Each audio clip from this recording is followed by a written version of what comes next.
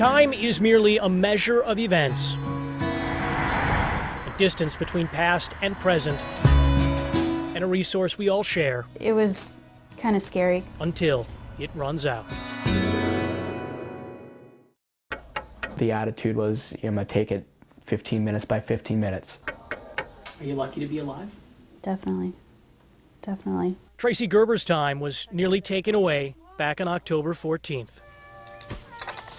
Near the place she and her husband play Monopoly, Can you make me a car? an internal struggle Or a battleship? for survival played out My husband Jeff had called. with little memory of how it began. I'm not sure what happened. I said, I'm on the floor. What are you doing there? And I said, I don't know what I'm doing on the floor. And she was talking a little off. I'm like, are you drunk? And I said, I wish I was drunk, then I'd have a reason to be on the floor. And she had no perception anything was wrong with her. Her husband Jeff came home to find his once healthy wife immobilized on the carpet. She's moving one leg and not the other. I'm like, you're not okay. My husband had called 911. Hours passed between the time Gerber was on the floor and the moment she arrived at Waukesha Memorial Hospital.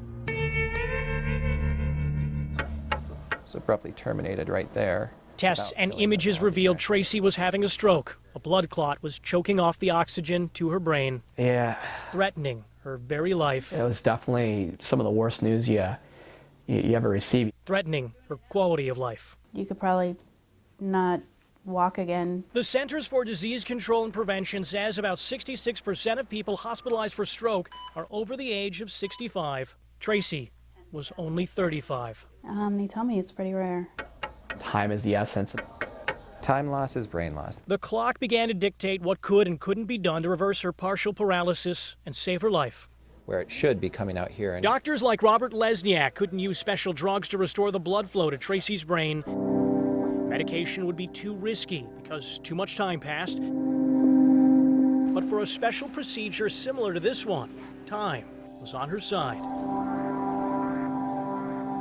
given her young age, that was a major contributing factor that made it easier to navigate through the blood vessels we needed to. Lesniak performed an intra-arterial thrombectomy. That's a process where a small tube about the width of a dime is threaded from the patient's hip to the brain. We start passing our smaller tube up. There, the device can directly suction the clot out. The risks were many, the guarantees were few. Because she deserved that chance to try and live a normal life. To feel normal again. Tracy became the youngest patient at the hospital to undergo the procedure to remove a blockage slightly larger than the head of a pin. It lasted only about an hour, but it felt like days. The time's ticking, and it's like time's going so slow. I just remember waking up in my room in the ICU. From there, the quality of the rest of Tracy's life would be measured moment by moment.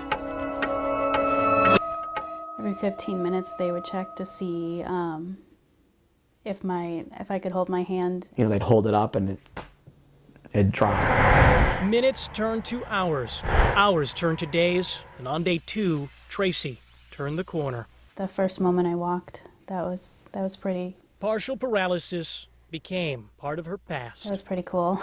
She jumped out of bed with a big smile on her face and came walking over and gave me a hug. And it was one of the more gratifying moments in my career. Did I just pay you that money? Thanks in part to a procedure, a woman whose well-being once hinged on minutes can enjoy many more moments, a patient given more quality time to spend with others.